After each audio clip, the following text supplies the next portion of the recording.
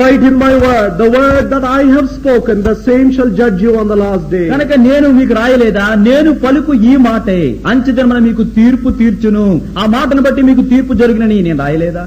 Allow no man to control your life. Stand fast therefore in the liberty wherewith Christ has made you free. క్రీస్తు ఏ స్వాతంత్రం ఇచ్చి మిమ్మల్ని స్వతంత్రులుగా చేశాడు, ఆ స్వాతంత్రంలో స్వేచ్ఛగా దేవుని కొరకు నిలబడాలి తప్ప మీ స్వాతంత్రాన్ని ఏ మనుషుడికి దారాదత్తం చేసి దాసులు కావద్దంటున్నాడు ప్రభు. I'll give you all the liberty in case if I go wrong from this word, and if I preach anything outside this word, I give you the liberty to come and correct me. కనుక నేను మీకు ఎంత గొప్ప స్వాతంత్రాన్ని ఇస్తున్నానంటే, నేను చేసే ఈ బోధ దేవుని వాక్యాన్ని మినహాయించి దాటి దానికి వ్యతిరేకంగా ఏమైనా బోధించినట్లయితే నా దగ్గరికి రండి సహోదరుడా, దేవుని వాక్యాన్ని విరోధంగా బోధించని చెప్పండి, సరిదిద్దుకోవడానికి నేను మీకు స్వాతంత్రం ఇస్తున్నాను, నన్ను సరిదిద్దుకుంటానని చెబుతూ ఉంటున్నాను.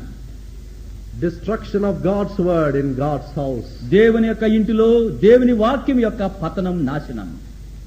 And the second thing that the enemy targets, శత్రువు మరి గురు చూసే రెండవ సంగతి ఏంటంటే the prayer of the church. సంఘము యొక్క ప్రార్థన. When the church falls down in the supremacy of God's word and in its supplication, the church goes into ruins.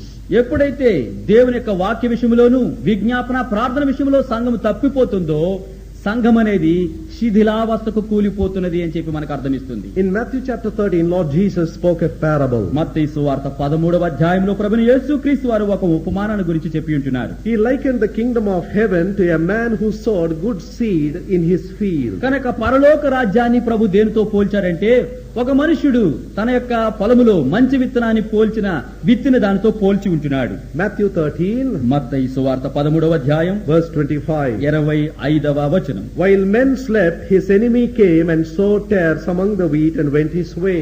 మత్తయి సువార్త 13వ అధ్యాయం 25వ వచనం. మనుషులు నిద్రించుచుండగా అతని శత్రువు వచ్చి గోధుమల మధ్యను గురుగులు విత్తిపోయెను. Look, when the enemy came and how he had an entry into the field which is called the kingdom of heaven. దేవుని యొక్క రాజ్యము, పరలోక రాజ్యం అనేటువంటి ఆ యొక్క పొలములోనికి శత్రువు ఎప్పుడు ఏ రీతిగా వచ్చి ఏం చేసిపోయాడో, ఏం విత్తిపోయాడో జాగ్రత్తగా చూడండి మీరు. He was waiting for men to sleep. నిజానికి ఎట్లాంటి అవకాశం కొరకు శత్రువు కనిపెడుతున్నాడంటే, మనుషులు ఎప్పుడు నిద్రిస్తారా అని కనిపెడుతూ ఉంటున్నాడు. Sleep in the Bible speaks of prayerlessness. For prayer it is said watch and pray. కనుక నిద్ర అనేది బైబిల్లో దేనికి పోల్చబడిందంటే ప్రార్థన లేని జీవితము. అందుకని ప్రభు అంటున్నాడు, మెలకువగా ఉండి ప్రార్థన చేయుడి. The best way to ruin your church is not to be active in prayer.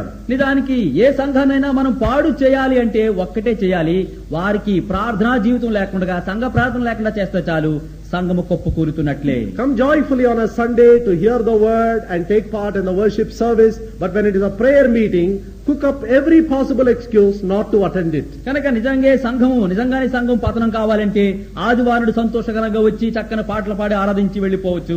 కానీ ప్రార్థన కూడిక ఉన్న రోజున ఏ లేనిపోని కుంటు సాకులు మనమంతా కూడా కట్టకథలుగా చెప్పి మరి మందిరం రాకుండా కూర్చుంటే చాలు, ఆ యొక్క సంఘం అనేది దిగజారిపోతున్నట్లే అర్థం.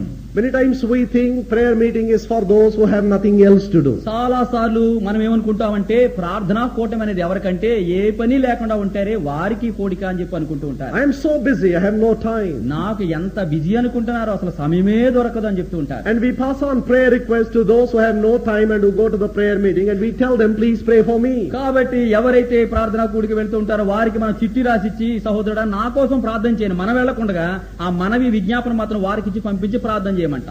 Because we neglect prayer, ప్రార్థన జీవితాన్ని నిర్లక్ష్య పెట్టుచున్న కారణాన్ని బట్టి the enemy has his opportunity to come into the house of God, sow the tares and bring in mixture. శత్రువు దేవుని యొక్క ఇంటిలోనికి రావడానికి తరుణమిస్తున్నాం. అంతేకాదు మరి ఆ తన గురుగులను కూడా విత్తి మిశ్రితంగా ఆ యొక్క జనాన్ని మార్చివేయడానికి తరుణమిస్తున్నామని ఈ ప్రార్థన లేని జీవితం మనకు జ్ఞాపకం చేస్తుంది. The sad news is విచారకరమైనటువంటి మాట ఏంటంటే, tares has already come and you cannot remove them now. ఇప్పుడు గోధుమల మధ్యలో గురుగులు కూడా ఎదిగిపోయి ఉన్నాయి. ఇప్పుడు గురుగులను, ఆ చెట్లను పెకలించలేవు, తీసివేయలేవు. The master himself says, let them both grow together, don't touch them now. యజమానుడు అంటున్నాడు, వాటిని ముట్టుకోవద్దు, గురుగులను పెరికివేయొద్దు, దేని ముట్టుకోవద్దు, అట్లానే పెరగనేయండి అంటున్నాడు. But there is only one thing that prayer you and I can do in this deplorable situation? నిజానికి ఇంత దిగజారిపోతున్నట్టు ప్రమాదకరమైన పరిస్థితిలో నీవు నేను చేయగలిగిన పని ఒక్కటున్నది. At least wake up now in prayer that further tares may not be sown. కనీసము మనం నిద్ర మేల్కొని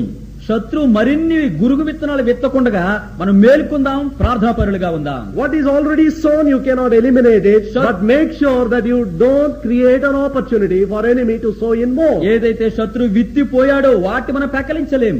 నిద్రను మేల్కొని ప్రార్థనాపరులుగా మనం ఉన్నామా, మరికొన్ని కొత్త గురుగులు పట్టుకొచ్చి విత్తకుండగా వాటిని ఆపు చేయగలుగుతాం. Many a time the church fails, there is no revival, there is no power in the pulpit simply because the congregation does not pray. నిజానికి అనేకమైన సార్లు పలు సంఘములో ఉద్యమం ఉండదు, నిద్రావస్థ ఉంటుంది.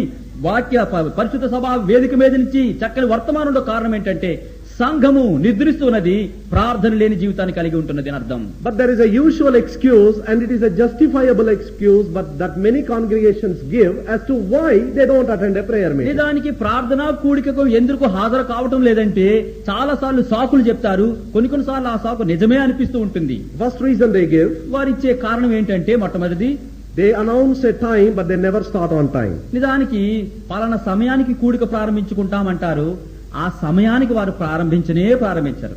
Second excuse, రెండవ కుంటి సాకు ఏంటి? the person who gives the message for prayer, instead of inspiring them, kills even the little inspiration by the long message that he preaches.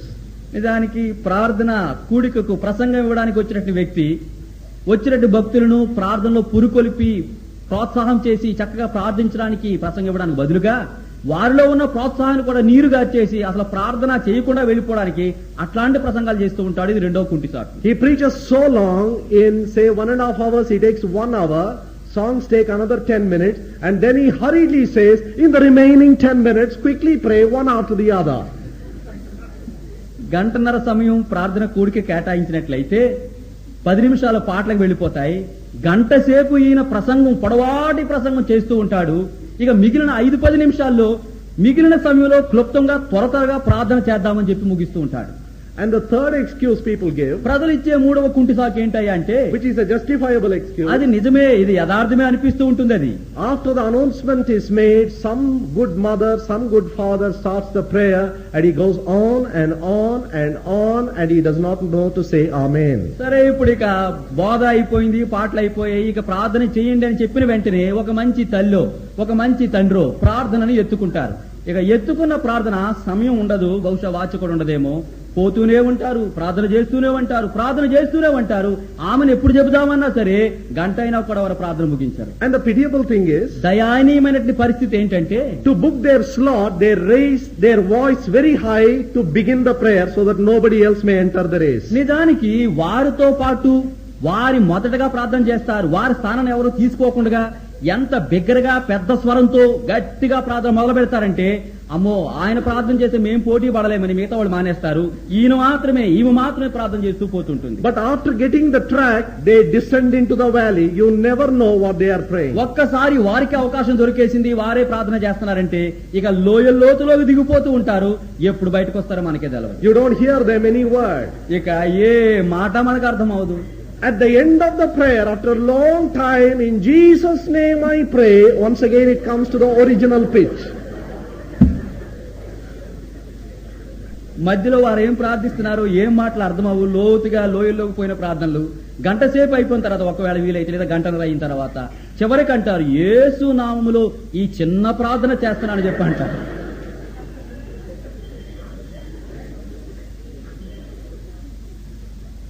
And the whole congregation by faith says amen. They have not heard anything. By faith they say amen. సర్వ సమాజము కూడా ఎంతో సహనంతో కనిపెట్టి విశ్వాసంతో ఆమేన్ అని చెప్పి అంటారు. D.L. Moody, the American evangelist, when he conducts prayer meetings, he gives very specific instructions. America సువార్తికుడైనటువంటి D.L. మూడీ గారు ప్రార్థనా కూడికలు మరి ఆయన ఎప్పుడైనా కూడా జరుపుతున్నప్పుడు ప్రత్యేకమైనటువంటి నిర్దిష్టమైనటువంటి సూచనలు ఇస్తూ ఉండేవారు. He will never tolerate long prayers. He will never tolerate unreasonable prayers. పొడవాటి ప్రార్థనలు ఆయన ఇష్టపడేవాడు కాదు, సహించేవాడు కాదు. ఏ కారణము లేకుండా ఏవో మాటలు, అర్థము కాని మాటలు, అట్లాంటి ప్రార్థనలు కూడా ఆయన ఇష్టపడేవాడు కాదు, సహించేవాడు కాదు. Once there was a great material need for that church. ఒకసారి ఆ సంఘానికి ఏదో ఒక వస్తువు ఎంతో గొప్ప అవసరం వచ్చింది వారికి. One rich man stood up and began to pray very piously, Lord, send us the money that we need. ఒక ధనికుడు లేచి ఎంతో భక్తి పరంగా, ప్రభు మాకు ఈ డబ్బు అవసరం, ఆ డబ్బును పంపించండి అయ్యా అని చెప్పి ప్రార్థన చేస్తున్నాడు. D.L. Moody knew he was a miser, he would not give even a pie. DL moody గారికి తెలుసు ఆయన చాలా డబ్బు ఉన్నవాడే గాని పిసినారి, ఒక్క పైసా కూడా ఇవ్వడం తెలుసు. He asked him to stop the prayer and he told him, brother, if I were you, I will never pray that prayer. వెంటనే డిఎల్ మూడీ గారు అన్నారు, సహోదరుడా నీ ప్రార్థన ఆపేయి, నీవున్న స్థితిలో నేనే గాని ఉండినట్లయితే నేను ప్రార్థించను, పని చేసేవాడిని. I will never trouble the Lord for money. నా డబ్బు కావాలి కదా సంఘానికి, ప్రభువా డబ్బు అని ప్రభును బాధ పెట్టి ఇబ్బంది పెట్టేవాడిని కాదు, ఎందుకంటే ప్రభు నాకే ఇచ్చాడు కాబట్టి, అంటే నీకు ఇచ్చాడు కాబట్టి ఇచ్చి ఉండేవాడిని నేను సంఘానికి. And secondly, రెండవది, he used to specifically say, for the requests that are given, do not pray for more than 2 minutes. ఎవరైతే ప్రార్థన మనవలు ఇస్తూ ఉంటారో ఆ మనవి కోసము 2 నిమిషాల కంటే ఎక్కువసేపు ప్రార్థన చేయొద్దు అని చెప్పేవారు. And he said to the congregation, సర్వ సమాజంతో ఆయన చెప్తుండేవారు, for the first 2 minutes I will pray with you. మొదటి 2 నిమిషాలు మీతో కలిసి ప్రార్థన చేస్తాను. But if you are adamant and if you enter into the 3rd and 4th minute, ఒకవేళ 2 నిమిషాలు మీ ప్రార్థన చేసి ముగించకుండా కొంచెము ఇంకా మరి వ్యతిరేకతతో మొండి స్వభావంతో 3-4 నిమిషాలు మీరు చేస్తున్నారనుకోండి, I will pray for you. మీకోసం మేము ప్రార్థన చేస్తాను. I will stop praying with you, I will start praying for you. మొదటి 2 నిమిషాలు మీతో కలిసి ప్రార్థన చేస్తాను, మీరు ముగిస్తే మంచిది, కొనసాగుతూ ఉంటే మిగిలిన 2 నిమిషాలు మీకోసం ప్రార్థన చేస్తాను. If you are still adamant and enter into the 3rd 2 minutes, ఇక ఇంకా కూడా మానివేయకుండా ప్రార్థన అయిపోయకుండా మొండిగా కొనసాగుతుంటే ఆ మిగిలిన 2 నిమిషాల్లో I will start praying against you. మీకు విరోధంగా ప్రభుకి నేను ప్రార్థన చేస్తూ ఉంటాను. We may laugh at this instruction, but I only beg you, make prayer meetings meaningful, enjoyable and purposeful. మీరు నేను చెప్పినటువంటి సూచనలు సలహాలు విని చక్కగా నవ్వుతున్నారు, కానీ మీ ప్రార్థన కూడికలు ఎంతో అర్థసహితంగా, ఎంతో ఆనందభరితంగా, ఎంతో ఫలభరితంగా మీరు చేసుకోవాలని సూచనలు సలహాలు మీకు ఇస్తుంటున్నాను. During the weekday, parents have a lot of difficulties with the children. They have lot of household chores to do, household work to do. So when you have a prayer meeting, have it a short time, make it a meaningful time. కాబట్టి వారపు దినాలలో తల్లిదండ్రులైన వారికి ఇంటి దగ్గర పిల్లలతో ఎంతో విస్తారమైన పని ఉంటుంది కాబట్టి మరి ప్రార్థన కూడికలో వచ్చినప్పుడు మీరు చాలా క్లుప్తమైనదిగా దాన్ని చేయండి, ఫలభరితంగా మీరు చక్కగా కొద్ది నిమిషాలు ప్రార్థన చేసి ముగించండి. I would only advise you make it only for 1.5 hours. First half an hour, opening prayer, song, message, everything included within 30 minutes. గుర్తుంచుకోండి, ఇంకా ఫలభరితంగా ఉండాలంటే మీ ప్రార్థన కూడిక సమయాన్ని 1.5 గంట పాటు పెట్టుకోండి. ఈ అరగంటలోనే ప్రార్థనలు, ప్రారంభ ప్రార్థన, పాటలు, వర్తమానము కూడా, సందేశం కూడా అరగంటలో ముగించేయాలి మీరు. And spend the next 1 hour in solid prayer. మిగిలిన గంట సమయము ఎంతో చక్కని ఫలభరితమైన ప్రార్థన చేయటంలోనే మీరు గడపాలి. Impress upon God's people to pray specifically, loudly, clearly, and all of you say gladly, Amen. కాబట్టి దేవుని ప్రజలందరికీ, సంఘంలో వచ్చిన వారందరికీ మీరు బోధించండి, చెప్పండి, నిర్దిష్టంగా, సూటిగా, నేరుగా, క్లుప్తంగా ఈ యొక్క విషయాల కొరకే ప్రార్థన చేయండి అని చెప్పాలి.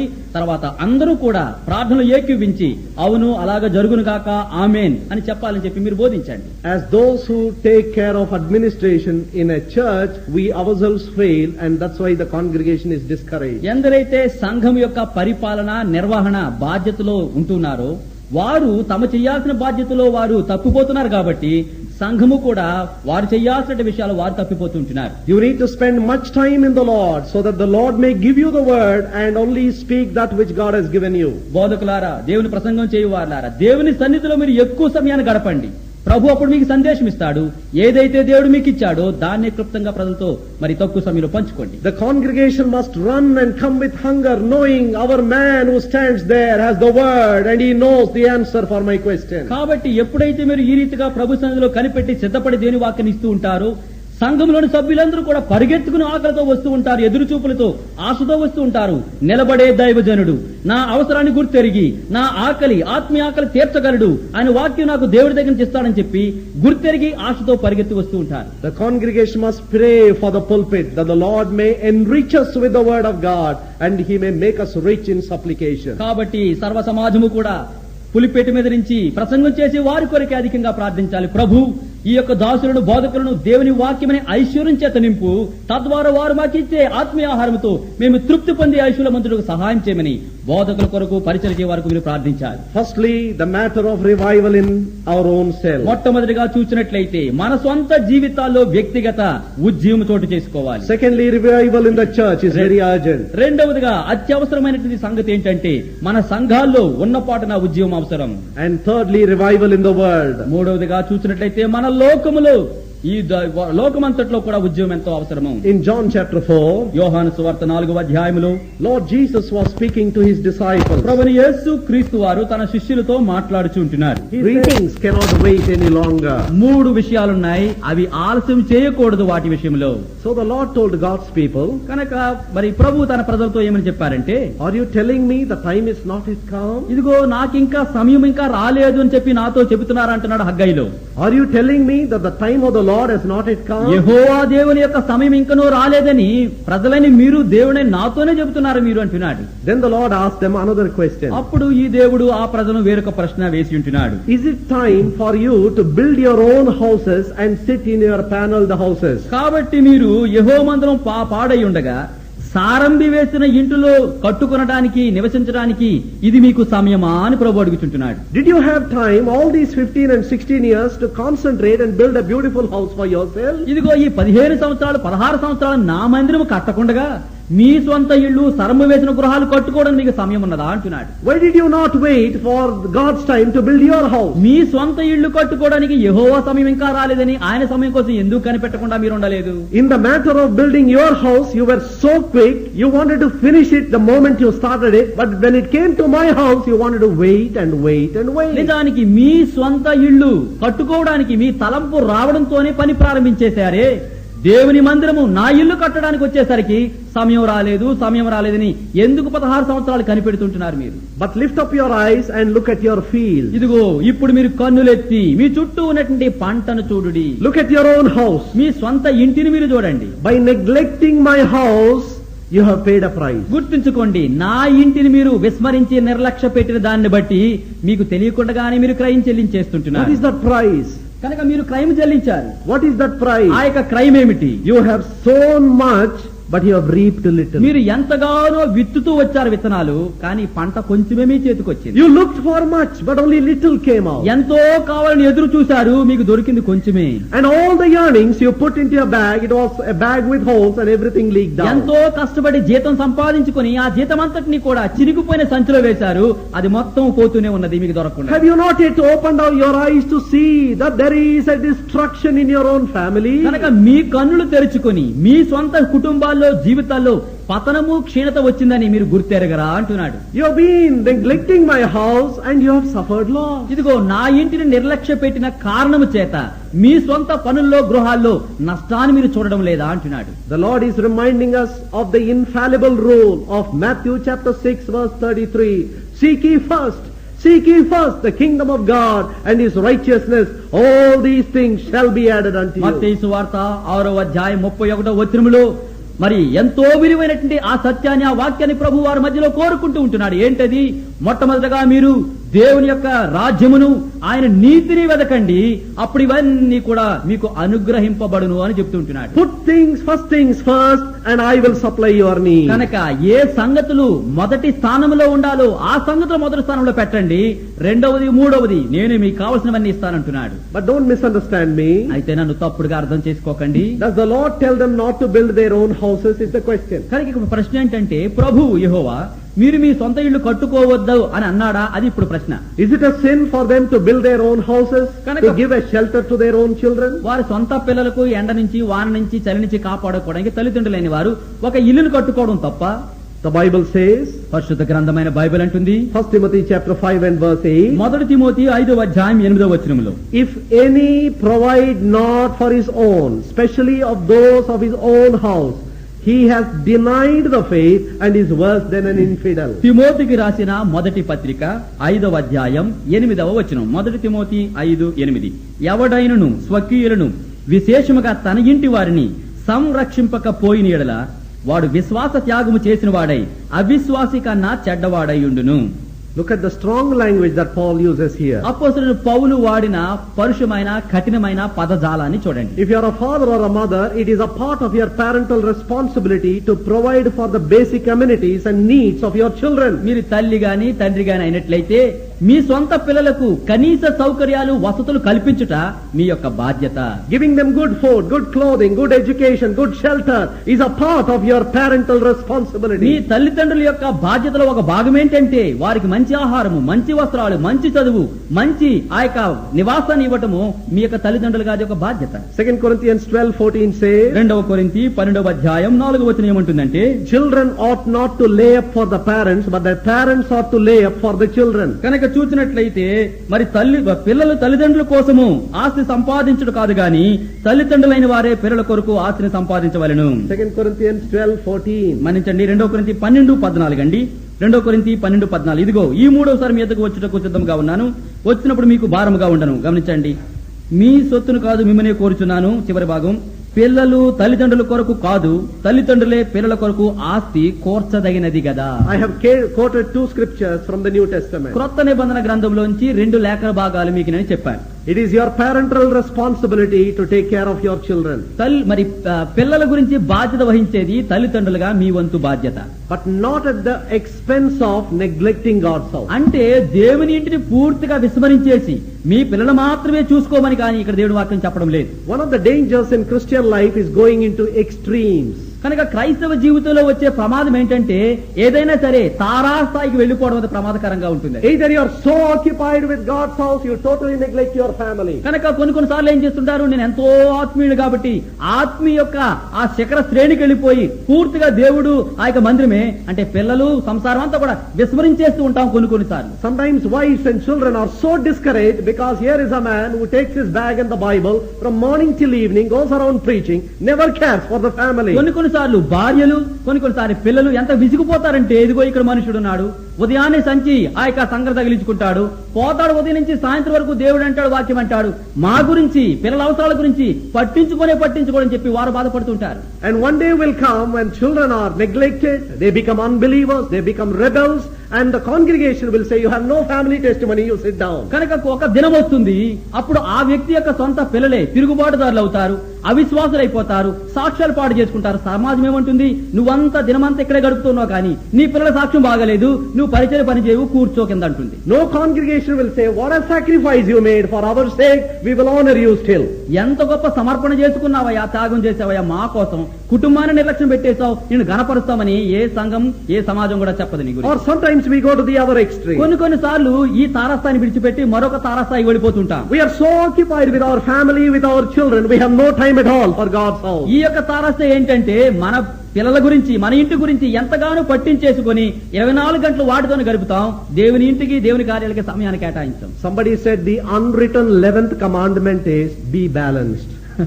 ఎవరో ఒక ఆయన చెప్పాడు, రాయబడని 11వ ఆజ్ఞ ఏంటంటే సమతుల్యత కాపాడుకుంటూరా, అటు ఎక్కువగా పోకు ఇటు ఎక్కువ పోకు, మధ్య స్థాయిలో మరి ఆ యొక్క సమతుల్యతలో ఉండు. Be a balanced person. కనుక సమతుల్యత కలిగినటువంటి వ్యక్తిగా అన్ని చేస్తూ ఏదంటే ఏది వంతు ఎక్కడ చేయాలి సమతుల్యత కాపాడుకుంటూ రావాలి. Why did the Lord accuse the generation of Noah? నోవహు తరం వారిని అందరినీ కూడా దేవుడు ఎందుకు ఆ రీతిగా వారిపై నపాలు నేరాలు మోపి ఉంటున్నాడు? Matthew chapter 24, దయచేసి గమనించండి, మత్తయి సువార్త 24వ అధ్యాయం verse 38. 38వ వచనం. As in the days that were before the flood, they were eating and drinking, marrying and giving in marriage until the day that Noah entered into the ark. మత్తయి సువార్త 24వ అధ్యాయం 38వ వచనం. జలప్రళయమునకు ముందటి దినములలో నోవహు ఓడలోనికి వెళ్లిన దినము వరకు వారు తినుచు త్రాగుచు పెండ్లి చేసుకొనుచు పెండ్లి కిచ్చుచు నుండి. That's how the generation of Noah perished. కనుక నోవహు తరం వారు ఆ రీతిగా ఆ పనులు చేస్తూ నశించిపోయారు. None of the sins are mentioned in this verse. నిజానికి ఈ వచనములో వారు చేసిన ఏ పాపము గురించి కూడా రాయబడలేదు. It's only mentioned they were eating, they were drinking, they were giving in marriage and getting married. ఇక్కడ వారి గురించి ఏమని రాయబడింది? వారు తినుచున్నారు, త్రాగుచూ ఉండిరి, పెండ్లి చేసుకొనుచు పెండ్లికి ఇచ్చుచును ఉండిరి అని చెప్పి రాయబడింది. All the 4 legitimate things, why is God accusing them? ఈ 4 పనులు కూడా అవసరమైనవే, చట్టబద్ధమైనవే, అయినా కూడా నోవహు తరం వారిని దేవుడు ఎందుకు వారిపై నిందలు వేస్తుంటున్నాడు? Is eating and drinking wrong? తినటము నీళ్లు త్రాగటము తప్ప?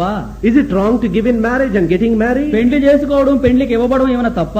Doesn't the Bible say it's not good for a man to be alone? కనుక బైబిల్ చెప్పడం లేదా నరుడు ఒంటరిగా ఉండటం మంచిది కాదని చెప్పడం లేదా? Marriage is honorable in all. కనుక వివాహము అన్నిటిలో ఘనమైందని చెప్పి బైబిల్ చెప్పడం లేదా? Then why does the Lord accuse them? ఒకవేళ ఇవన్నీ కూడా బైబిలే చేయమని చెప్పినప్పుడు వాటిని చేస్తున్న వారిని గురించి దేవుడు ఎందుకు వారిపై నిందలు వేస్తుంటున్నాడు? Listen very carefully. జాగ్రత్తగా ఆలకించండి. The generation of Noah was so occupied with the temporal things that they let go the eternal things. నిజానికి నోవహు తరం వారు తాత్కాలికమైనవి క్షణకాలం ఉండే వాటి మీద మనసును కలిగి సమయాన్ని దాని మీద పెట్టుకుని వాటిని పట్టుకున్నారు. శాశ్వతమైనవి అనంతకాలం నిలిచేవి నిత్యమైన వాటిని కూడా విడిచిపెట్టేశారు. They occupied themselves with good thing and let go the best thing. నిజానికి మంచి వాటిని హత్తుకున్నారు కానీ శ్రేష్టమైన సంగతులను వారు విడిచిపెట్టేశారు. The enemy of the best is not bad, the enemy of the best is good. కనుక చూడండి, మనలో మంచి వాటి విషయాల్లో శత్రువు మనకి విరోధంగా ఉండడు గాని ఏదైతే శ్రేష్టమని ఉంటూ ఉంటామో వాటికి శత్రువు విరోధి. He takes away our time occupying us in the good things of the world and robs us of the best things. నిజానికి ఈ లోకములో కొన్ని పనులు మంచి పనులకే మనల్ని కేటాయిస్తూ ప్రోత్సాహపరుస్తూ ఉంటాడు శత్రువు. కానీ ఈ మంచి పనుల మీద మన నిమగ్నం అయిపోయి శ్రేష్టమైన సంగతులు విడిచిపెట్టడానికి శత్రువు మన ప్రోత్సాహం చేస్తూ ఉంటాడు. What is the biblical balance? కనుక బైబిల్ సంబంధమైనటువంటి సమతుల్యత ఏంటి? Matthew 22:21. మత్తయి సువార్త 22వ అధ్యాయంలో 21వ వచనం. Render therefore unto Caesar the things that are Caesar's and unto God the things that are God. మత్తయి సువార్త 22వ అధ్యాయం 21వ వచనం. అందుకైన అలాగైతే కైసరువి కైసరునకును దేవునివి దేవునికిని చెల్లించుడని వారితో చెప్పాను. Remember this principle. ఈ నియమాన్ని మీరు జ్ఞాపకం చేసుకోండి. If you are a father, if you are a parent, if you have a responsibility, fulfill those responsibilities and at the same time give priority to the work of God, to the house of God, maintaining the balance all the time. గమనించండి, మీరు తండ్రి గాని తల్లి గాని బాధ్యత వహించే తల్లిదండ్రులు అయినట్లయితే మీ కుటుంబాన్ని గురించి పిల్లల గురించి ఎంత జాగ్రత్త తీసుకుంటున్నారో అంతే జాగ్రత్త దేవుని వాక్యానికి దేవుని పరిచర్య మందిరానికి కూడా అంతే జాగ్రత్త ఇవ్వాలి. రెండిట్ల మధ్య సమతుల్యత కలిగి ఏది ఎక్కువగా ఏది తక్కువ కాకుండా సమతుల్యతను కాపాడుకుంటూ రావాలి. Never give the excuse the need is so great, that is why I am giving all the time. కనుక అవసరం ఎక్కువగా ఉంది కాబట్టి అక్కడే ఎక్కువ సమయం గడుపుతానని చెప్పి కుంటి సాకులు ఎప్పుడు ఇవ్వడానికి ప్రయత్నించకండి. There may be a great need, but God does not expect you to do everything. కనుక ఈ పెద్ద అవసరమే గొప్ప అవసరమే ఉండొచ్చు కానీ అన్ని పనులు నువ్వే చేసేమని దేవుడిని అడగడం లేదు. Do your little part and withdraw. Let others take part and do their work. నీవు చేయాల్సిన నీ వంతు బాధ్యత ఏది ఉందో కొంచెం అది నువ్వు చేయరా, మిగిలినట్టి పనులన్నీ మిగిలిన వారి ద్వారా దేవుడు చేసుకుంటూ ఉంటాడు. If everybody does his part regularly and faithfully, the church will grow in numbers. ప్రతి విశ్వాసి తన వంతు బాధ్యతను క్రమం తప్పకుండా ప్రతిరోజు చేసినట్లయితే సంఘం అనేది ఆత్మీయంగా ఉద్యమం పడుతుంది, ఆత్మీయంగా ఎదుగుతూనే వచ్చి ఫలిస్తూ ఉంటుంది. Here is the first excuse the people of God gave. దేవుని ప్రజలు మొట్టమొదటి కుంటు సాకును దేవుని దగ్గరికి వచ్చి చెబుతుంటున్నారు. The time is not come. సమయం ఇంకా రాలేదు. The time is not come. సమయం ఇంకనూ రాలేదు. But they found time to build their own houses. అట్లా చెబుతూనే తమ సొంత ఇల్లు కట్టుకోవడానికి సమయాన్ని కనుగొన్నారు. They neglected God's things and gave all their time to their own temporal కనుక things. దేవుని సంగతులను నిర్లక్ష్య పెట్టి విస్మరించి తమ సొంత సమయమంతటిని సొంత ఇల్లు కట్టుకోవడానికి కేటాయించారు. I plead with you young men who are here, who are students, who are working hard. I know this is a very competitive world. కనుక ఇక్కడ కూర్చున్న యవ్వనస్తులకు నేను విజ్ఞాపన చేస్తూ ఉంటున్నాను, మీరు ఎంతగానో కష్టపడుతున్నారు, చదువుతున్నారు. మీ యొక్క ఆ చదువుల్లో పోటీ రోజు చాలా ఎక్కువగా మాకు బాగా తెలుసు. The competition is so severe than in our generation. నిజానికి మా తరములో ఉన్న చదువుల పోటీ కంటే ప్రస్తుతము మీ తరములో చదువుల పోటీ, ఉద్యోగాల పోటీ చాలా ఎక్కువ నాకు తెలుసు. Unless you are very smart, working hard, you cannot reach the top. నిజానికి నువ్వు ఎంతో కష్టపడి ఇతరుల కంటే శ్రేష్టమైన ర్యాంకులు మార్కులు వస్తే తప్ప నువ్వు ఆ సాధించలేవని నాకు తెలుసు. But remember Matthew 6:33, seek ye first the kingdom of God and his righteousness, all these things shall be added in your అయితే life. మత్తయి సువార్త 6వ అధ్యాయం 3వ వచనాన్ని మీరు జ్ఞాపకం చేసుకోండి. మరి ఆయన యొక్క రాజ్యమును నీతిని మొదట వెదకండి, అప్పుడు సమస్తమును అవన్నీ కూడా మీకు అనుగ్రహించబడును. The time that you need to give for prayer, please do give it. దేవునికి మీరు ఇవ్వాల్సిన ప్రార్థన సమయాన్ని ఇవ్వడం మానేయకండి, ఇవ్వండి. Never neglect your quiet time. మీరు దేవుని వాక్యాన్ని మౌన ధ్యానం గడిపే సమయాన్ని నిర్లక్ష్య పెట్టకండి. Never neglect a prayer meeting. ప్రార్థనా కూడికను విస్మరించి నిర్లక్ష్య పెట్టకండి. Never neglect the privilege and the opportunity you have in doing personal evangelism. వ్యక్తిగతంగా వేరొకరికి దేవుని ఎరగిన వారికి సువార్త ప్రకటించే వ్యక్తిగత సువార్త పరిచయను కూడా విస్మరించవద్దు. As you devote yourself to glorify and honor God, ఎప్పుడైతే నీవు దేవుని ఘనపరచడానికి మహింపరచడానికి నీ సమయాన్ని కేటాయిస్తూ ఉంటావో, and the remaining time when you honestly do hard work, మిగిలిన సమయము నీవు చేయాల్సినటువంటి ఇంటి పనులు, నీవు చేయాల్సిన చదువులు, వాటితో ఎంతో కష్టపడి పనిచేస్తూ ఉంటే the Lord will bless you in both fields. రెండు విషయాల్లో ఆత్మీయంగా దీవిస్తూ ఉంటాడు, చదువులు ఈ యొక్క కుటుంబ విషయాలు దీవిస్తూ ఉంటాడు. Many a time we lose the balance and we also don't teach the congregation about the balance. చాలా సార్లు ఈ సమతుల్యతను మనము పాటించము. చాలా సార్లు మన సంఘాలు మీరు చదువుకి చదువు సమయం ఇవ్వాలి, దేవునికి వాళ్ళ సమయం దేవునికి ఇవ్వాలి, సమతుల్యత ఉండాలని మనం బోధించడం లేదు కాబట్టి వారి విషయాలు తప్పిపోతూ ఉంటున్నారు. God has made us as human beings with so many responsibilities. దేవుడు ఎన్నో బాధ్యతలు కలిగినటువంటి మానవులుగా, స్త్రీగా పురుషుడిగా ప్రభు సృష్టించి ఉంటున్నాడు. It's God's honor that we fulfill all our responsibilities. దేవుడు మనకి ఇచ్చిన అన్ని బాధ్యతలు కూడా నెరవేర్చాలనేది దేవుని యొక్క ఆశ ఆ రీతిగా ఉంటున్నది. The time is urgent to bring in a revival in your own self. నీ స్వంత జీవితంలో వ్యక్తిగత ఉజ్జీవం పొందాల్సినటువంటి తక్షణ అవసరం ఎంతో ఉన్నది. The need has come for revival in the church. సంఘములో ఉజ్జీవానికి కావాల్సినటువంటి సమయము వచ్చేసింది, ఇప్పటికి అవసరం. The time for revival in the world has already come. ప్రపంచంలోనే ఆత్మీయ ఉజ్జీవానికి కావాల్సినటువంటి సమయం వచ్చింది ఇప్పటికే. But remember, the sequence is like this: first in your own person, then in the church, and thirdly in the world. అయితే గుర్తుంచుకో, ఉజ్జీవం రావాలంటే ఒక క్రమం, ఒక వరుస పాటించాలి. మొట్టమొదటిగా నీ వ్యక్తిగత జీవితంలో ఉజ్జీవం, నీవు హాజరవుతున్న సంఘములో రెండవదిగా ఉద్యోగం, నీలోను నీ సంఘంలో వచ్చిన ఉద్యోగం ద్వారా నీవు జీవించుతున్న లోకములో ఉద్యోగం. Jesus died on the cross to bring in that revival in your life. నీ జీవితంలో ఉజ్జీవాన్ని తీసుకురావాలనే ఉద్దేశంతో యేసు ప్రభు నీ కోసం కలవరి తీరులో మరణించుంటున్నాడు. Probably you are dying in slavery to some secret sin from which you are not able to deliver yourself. బహుశా రహస్య పాపానికి బానిసైపోయి నిన్ను నీవే రహస్య పాప నుంచి విడిపించుకోలేకుండా ఆ పాపంలో చనిపోతూ నశించిపోతున్నావేమో. Down deep you have a longing, how I wish I could live a clean and a straight life. నీ హృదయాంతరంగంలో గొప్ప గావు కేకను పెడుతుంటున్నావు. అయ్యో, ఈ పాపాన్ని విడిచి, రహస్య పాపాన్ని విడిచి పరిశుద్ధ జీవితం జీవించాలని కోరుతున్నాను గాని ఈ పాప నుంచి విముక్తి పొందలేకపోతున్నానని కేకలు పెడుతూ ఉండొచ్చు. If Jesus makes you free, you will be free indeed. కుమారుడైన యేసు క్రీస్తు మిమ్మల్ని స్వతంత్రులుగా చేసిన యెడల మీరు నిజముగా స్వతంత్రులయ్యుందురు. Now is the accepted time. ఇదే మిక్కిలి అనుకూల సమయం. Today is the day of salvation. నేడే రక్షణ దినం.